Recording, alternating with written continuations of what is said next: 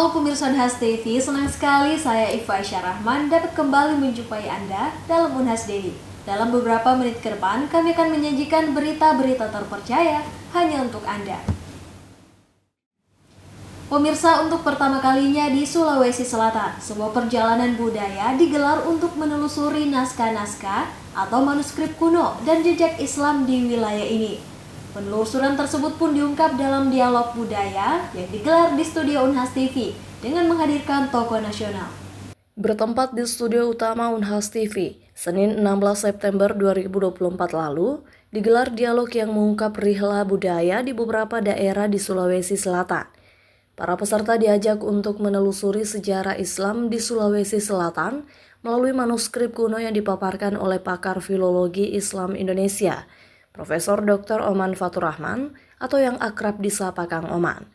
Bersamanya ada pula 3 pembicara lainnya, yakni Kiai Haji Helmi Aliafi, Insinyur Fadli Ibrahim Suru STMT, dan Dr. Gigi Haji Muhammad Arif Roshid Hasan MKM. Dalam diskusi budaya yang digagas Merial Institute bekerjasama dengan Ngariksa dan Makassar Heritage Society ini, bertemakan Cahaya Nabi dalam Naskah Sulawesi. Di kesempatan itu, Kiai Haji Helmi Aliafi menuturkan hasil penelusuran tim rihla budaya di beberapa kota, seperti Parepare, Bone, dan Sengkang. Menurut Kiai Haji Helmi, kunjungan ke pesantren Asadiyah, pesantren tertua di Sulawesi Selatan yang berdiri sejak tahun 1930-an, menjadi salah satu momen penting dalam perjalanan ini. Tim rihla budaya tidak hanya menelusuri jejak manuskrip, tapi juga menjelajahi akar kesejarahan Islam yang kian penting untuk dipelajari. Arif Roshid Hasan dari Merial Institute menegaskan pentingnya menggali akar sejarah untuk masa depan bangsa. Diakuinya dalam kajian manuskrip, khususnya Al-Quran, dapat memberikan wawasan sejarah yang tersebar dan belum banyak terungkap. Secara kuantitatif, Islam di dunia ini akan terus mengalami peningkatan ya. Penambahan jumlah ya, 30 di 2050 katanya Pew Research and Consulting, 2030 2050 itu 30% umat Islamnya. Dan Indonesia dari dulu kan kita itu jadi negara dengan penduduk agama Islam terbesar di dunia. Nah, kesadaran ini secara kuantitatif ini perlu kita juga isi secara kualitas ya. Karena jangan sampai kita hanya jadi buih di lautan kata orang-orang gitu ya. Karena kalau kita tidak sadar konteks ya bahwa kita di Indonesia, kita punya banyak masalah juga ya, utamanya buat anak-anak muda, kita tidak akan bisa menjadi pusat peradaban ya sebagaimana yang diharapkan oleh banyak orang.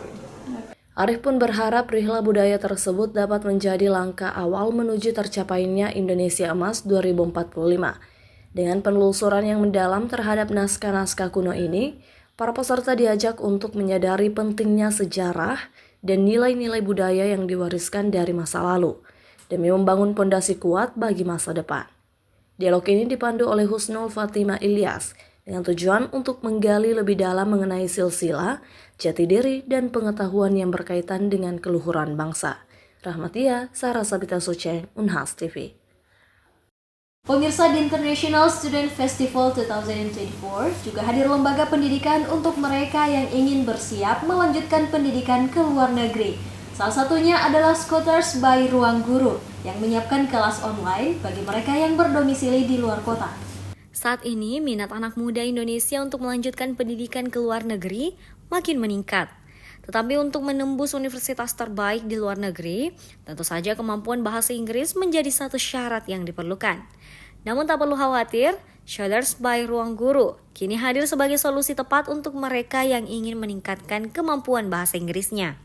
Scholars by Ruang Guru merupakan platform pendidikan digital yang menyediakan layanan bimbingan untuk persiapan kuliah ke luar negeri, baik kelas bahasa, persiapan pendaftaran ke kampus, persiapan beasiswa, pengurusan dokumen, hingga persiapan kerja ke luar negeri. Menurut Sales Branch Scholars Makassar, Putri, pihaknya menyediakan layanan lengkap yang sesuai kebutuhan konsumen. Selain itu, Scholars juga diajarkan bahasa asing lainnya dan proses belajarnya pun mudah, pasalnya kelas yang ditawarkan sangat fleksibel, di mana sebagian besarnya merupakan kelas online yang bisa dipilih oleh mereka yang berdomisili di luar kota seperti di Jakarta dan Yogyakarta. Nah, Scooters itu bimbingan untuk teman-teman yang ingin lanjut studi maupun kerja di luar negeri. Jadi ini semacam bimbel ya? Iya, semacam bimbel.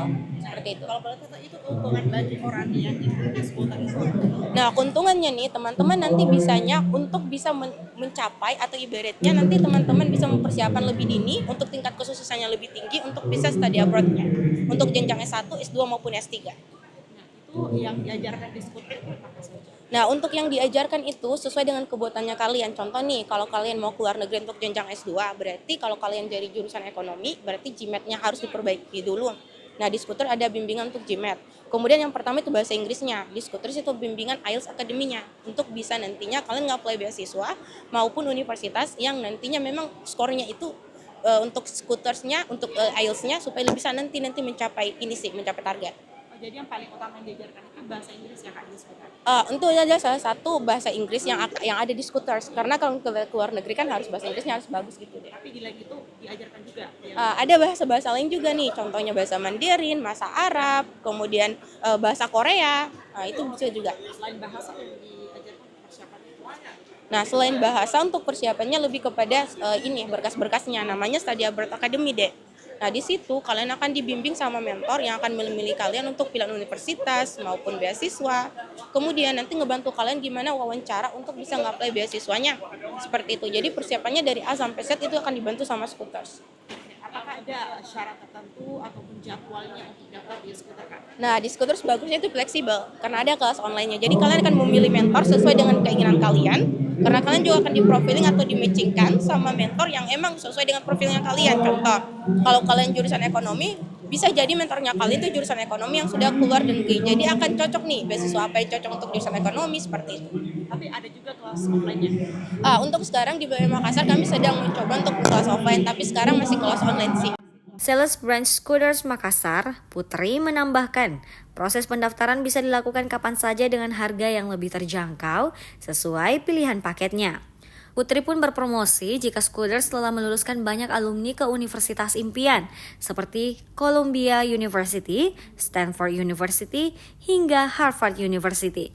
Zulkarnain, Rahmatia, Unhas TV. Pemirsa, Universitas Brawijaya terus berkomitmen untuk berkontribusi dalam bidang keilmuan yang selaras dengan lingkungan.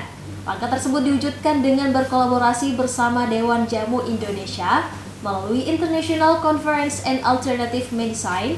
Dalam konferensi tersebut, UB bersama dengan pakar, industri, dan berbagai lembaga riset mengupas mengenai manfaat jamu sebagai pengobatan alternatif yang lebih ramah lingkungan.